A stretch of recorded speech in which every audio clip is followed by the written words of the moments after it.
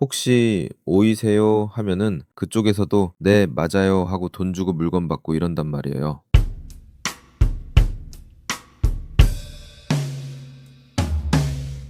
혼자 있는 즐거움에서 함께 더해지는 깊이로.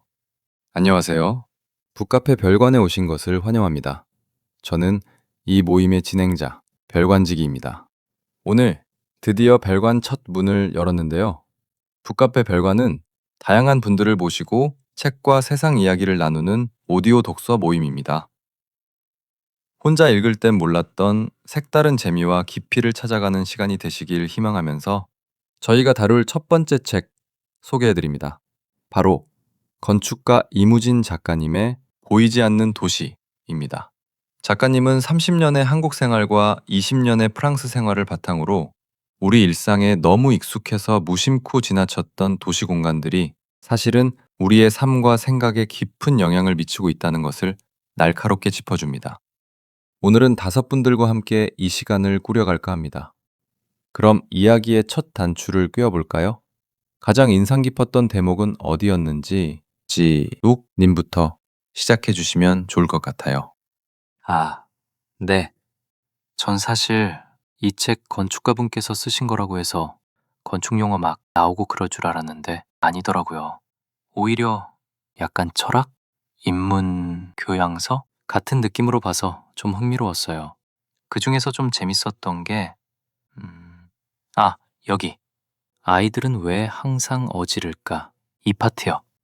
저는 고1인데 엄마가 맨날 방 좀 치워라, 도둑 왔다 갔냐 하시거든요. 근데 책 보면 어지르는 게 단순한 버릇이 아니라 공간에 있어 나의 주도권을 가지려는 욕구일 수도 있다. 이렇게 해석할 수 있잖아요. 그래서 마음이 좀 놓였어요. 네, 말씀 감사합니다.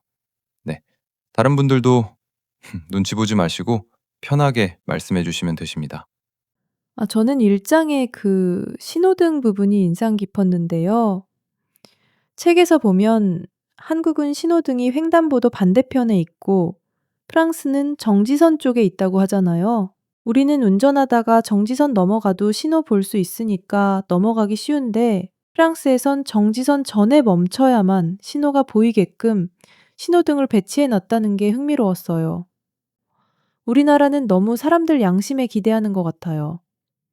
이렇게 개개인에 의존하지 말고 우리도 프랑스처럼 시스템 자체가 규범을 준수하도록 만들면 사회 질서가 더 올라가지 않을까 생각해 봤어요.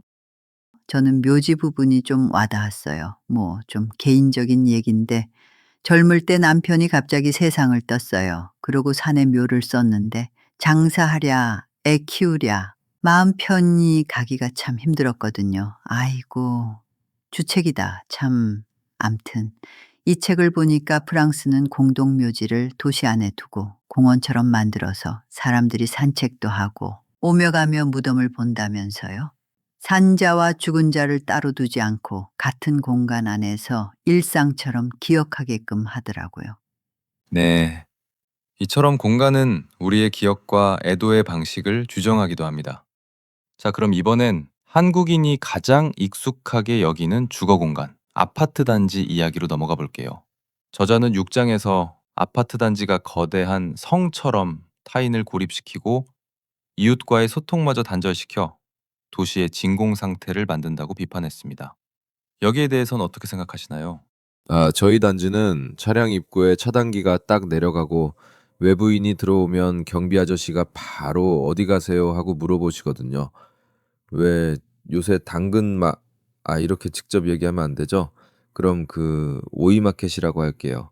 요새 와이프들이 핸드폰 어플로 해가지고 미리 사고 팔기 다 예약해 놓고 남편들은 그냥 장소만 찍어주면 물건 들고 나가가지고 혹시 오이세요 하면은 그쪽에서도 네, 맞아요 하고 돈 주고 물건 받고 이런단 말이에요. 근데 무거운 물건 팔 때는 또 그쪽 거래하는 상대방에서도 차를 갖고 와야 되니까 몇 동 몇 호 오셨다고 하시면 문 열어주실 거예요 라고 미리 알려드리고, 그러면 그렇게 또 외부인이 쉽게 저희 아파트 단지로 들어오시고, 이런 상황들이 좀 희한한 것 같아요. 그렇게 아파트를 성처럼 지어놓고 살면서도 때로는 나서서 문 열어주고 덤도 챙겨주고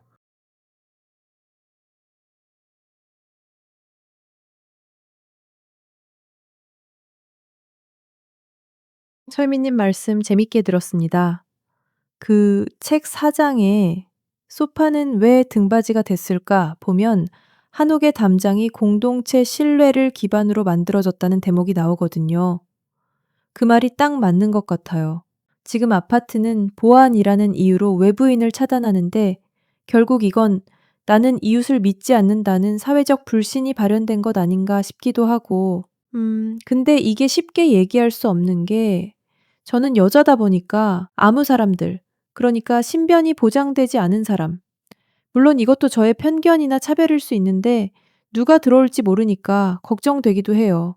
왜 법원에서 성범죄자 정보 보내줘서 보면은 실제로 가까이에 살고 있으니까 단지에 아무나 들어온다는 게 좀 무섭기도 하고요. 참, 신뢰와 보안 사이에서 밸런스를 맞추는 게 어렵네요. 맞습니다. 이기적인 방어성, 도시적 메커니즘까지 섞여 있는 복잡한 문제입니다. 근데 저희는 독서 모임이니까요. 이렇게 함께 고민하고 질문 던진 것만으로도 충분합니다. 해결은 전문가분들께. 그럼 세 번째 질문으로 넘어가 볼게요. 집에서 천천히 생각하시라고 깨톡으로 숙제 내드렸죠. 2장에서 국회의사당의 구조가 정치 행태에 미치는 영향을 다루었죠. 한국 국회의 넓은 원형 배치가 고성을 유발하고 영국 의회의 좁고 마주보는 배치는 낮은 목소리의 협치를 유도한다는 통찰이었는데요. 만약 지금 국회의사당을 다시 설계하는 건축가라고 가정한다면 어떤 배치를 선택하시겠어요? 원형으로 넓은 한국 국회는 나 혼자 말한다는 느낌을 줘서 대중연설처럼 흐르기 쉬운 것 같습니다. 그래서 저는 U자형 배치를 하되 좌석 간의 거리를 좁혀서 의원들끼리 서로 얼굴을 보게 하고 싶습니다. 또 발언대 자체를 없애고 테이블 중심으로 공간 재배치를 하고 싶어요. 발언대가 있으면 자연스레 연설이 되지만 테이블에 앉으면 협상이나 회의가 되잖아요. 이렇게 구조를 바꾸면 지금처럼 고함치고 소리 지르는 게 좀 나아지지 않을까 싶은데 아닐까요? 앞에서 너무 말씀 잘해주셔서 부담스럽긴 한데 저도 혼자 끄적여 본 거 말씀드릴게요. 저는 그냥 열린 공간으로 만들고 싶다. 그런 생각했어요. 왜냐면 국회의사당이라는 데가 특권적인 공간처럼 느껴져서 일반 국민들은 그 안건들을 내 삶과 연결하기 좀 어렵거든요. 그래서 국회 건물 한 면을 유리나 통창으로 만들어서 밖에서도 안에서 토론하는 모습을 볼 수 있게 하고 싶어요. 의원들이 국민을 위해 열심히 일하고 있다는 걸 투명하게 계속 보여줄 거예요. 아, 아니면 아예 국회 건물 일부를 시민들을 위한 북카페나 공공 휴게 공간으로 개방하는 것도 좋을 것 같아요. 국회의사당이 정치인들만의 공간이 아니라 도시의 일부이자 시민의 공간이라는 걸 깨닫게 해주고 싶네요. 그 법원에도 시민들이 직접 들어가서 재판을 볼 수 있잖아요. 국회에도 그런 당청석이 있으면 어떨까 싶어요. 보여주기용 말고 이번 주는 농촌 주민, 다음 주는 자영업자, 이렇게 각계각층 국민이 돌아가면서 직접 국회 회의를 볼 수 있도록 해주면 좋겠어요. 결국 세 분 모두 책임감 있는 열린 국회를 만들고 싶다는 뜻으로 이어지네요.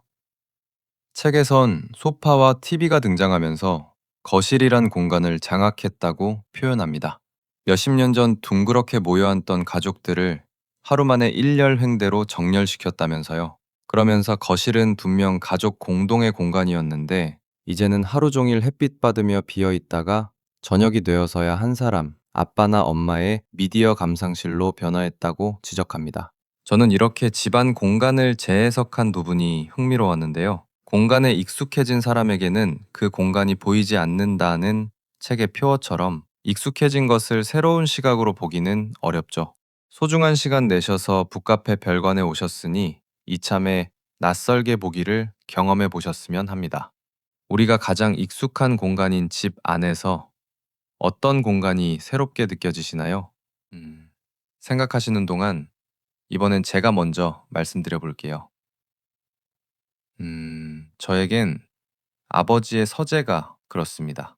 지금은 제가 서재로 쓰고 있지만 어린 시절 아버지 서재는 집에서 가장 조용해야 하고 왠지 쉽게 들어가기 어려웠던 곳이었습니다. 책 소리, 타이핑 소리가 들리면 전 거실에서 동생과 싸우다가도 멈췄습니다. 정확히 말하면 방에 들어가서 싸웠죠. 그 서재에는 지성, 근면, 존경이라는 보이지 않는 규칙이 있었습니다. 지금 생각해보면 그건 아버지의 권위이자 동시에 우리가 따라야 할 삶의 방향이었던 것 같아요. 제가 지금 그 서재를 물려받아 사용하지만 여전히 그 공간에 들어설 때는 이 공간에 걸맞은 사람이 되어야 한다는 어떤 무게감을 느낍니다. 네, 이상입니다. 저 말해도 될까요? 저에겐 현관이 특별한 곳 같습니다. 현관은 집 안과 밖이 만나는 경계선이잖아요. 저도 현관에서 신발을 벗으면서 이제 됐다, 쉬자, 그렇게 생각해요. 현관은 저에게 단순한 출입문이 아니라 감정을 정화하는 곳이에요. 저희 집은 어머니가 항상 부엌이나 싱크대 앞에 계셨고 커서는 자연스럽게 제가 그 자리를 맡았는데 지금도 설거지를 하면서 그 완벽하게 깨끗해야 한다는 압박감이 있어요. 부엌 싱크대는 그 안에 옛날 엄마 세대부터 내려온 희생과 청결의 강박 같은 게 담겨 있는 것 같아요. 네, 모두의 말씀 너무 잘 들었습니다. 이무진 작가님의 보이지 않는 도시는 익숙함을 낯설게 보고 낯선 것을 익숙하게 만드는 자기 타자화를 통해 우리가 사는 세상을 다시 바라보라고 권합니다. 우리가 공간을 만들지만 결국 그 공간이 다시 우리를 만든다는 성찰을 남긴 책이었습니다. 그럼 아쉽지만 오늘의 마지막 질문 드릴게요. 책 마지막 장엔 칠레의 건축가 알레한드로 아라베나의 반쪽집 프로젝트가 소개됐습니다. 정부가 집의 절반만 지어주고 나머지 절반은 입주민들이 스스로 설계하고 완성하도록 한 주거 모델이죠. 만약 지금 여러분께 반쪽집이 주어진다면 나머지 반쪽은 어떻게 하실 건가요? 나머지 반쪽을 어떻게 할 것이냐. 일단 공간 설계는 저 혼자 말고 저희 가족이 의논해서 함께 하고 싶어요. 저 혼자 설계해서 무슨 문제라도 생기면 뒷감당 어렵습니다. 물론 실 제작은 전문가분께 맡길 거고요. 제 속마음으로는 그 반쪽 집은 저만이 쉴 수 있는 제 방 하나도 만들고 싶고 아내 방도 따로 하나 만들어주고 싶네요. 그리고 베란다를 넓게 만들고 싶어요. 왜냐면 이제 애들이 크면서 어디 같이 놀러 가려고 하지도 않거든요. 그래서 그냥 베란다에 캠핑 의자 놓고 간식도 먹고 보드게임도 하고 별도 보고 그냥 다 같이 두런두런 얘기할 수 있는 공간을 만들고 싶네요. 저는 그 반쪽을 완벽히 고요한 공간으로 만들 것 같아요. 요즘 워낙 정보도 많고 소음도 많잖아요. 그래서 이 공간에는 최대한 미디어 기기는 두지 않을 생각입니다. 천장을 통창으로 만들어서 햇빛 가득 들어오게 하고 식물들도 놓고 요가 매트랑 책장 정도는 충분할 것 같아요. 가장 중요한 건 밖에서 소음을 완벽히 차단하는 방음 시설. 그래서 평화롭고 고요한 공간으로 만들고 싶어요. 저는 최첨단 게이밍 룸으로 만들 거예요. 요즘 게임이 다 사양이 엄청 높잖아요.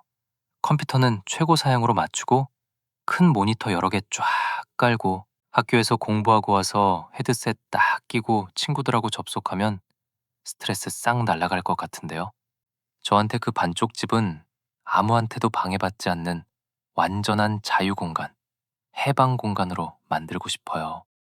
만약 반쪽 집이 생긴다면 나머지 반은 노숙자들처럼 집 없으신 분들이나 사회 취약계층 분들과 나누고 싶어요. 어머니가 항상 그러셨거든요. 있는 사람이 없는 사람 도와야 한다고. 그렇다고 제가 많진 않지만 남편도 진즉에 하늘나라 갔고 애들도 시집장가 다 갔고 밥해 먹을 부엌 있고 잘 곳 있으면 충분하죠 뭐. 이렇게 대답하신 분은 또 처음이네요. 자, 여러분 모두의 이야기는 공간이 우리 삶의 방향을 결정한다는 것을 보여주었습니다. 우리 스스로가 공간에 대한 애착을 회복하고 나와 이웃을 위한 공간을 함께 꿈꿀 때 비로소 도시는 따뜻한 공동체로 다시 태어날 수 있다는 희망을 오늘 이 자리에서 분명하게 보았습니다. 오늘 소중한 성찰 나눠주신 독서 모임 회원분들께 진심으로 감사드립니다. 북카페 별관은 다음 회 아니 에르노 작가님의 젊은 남자를 가지고 다시 찾아뵙겠습니다. 다음 모임까지 안녕히 계십시오.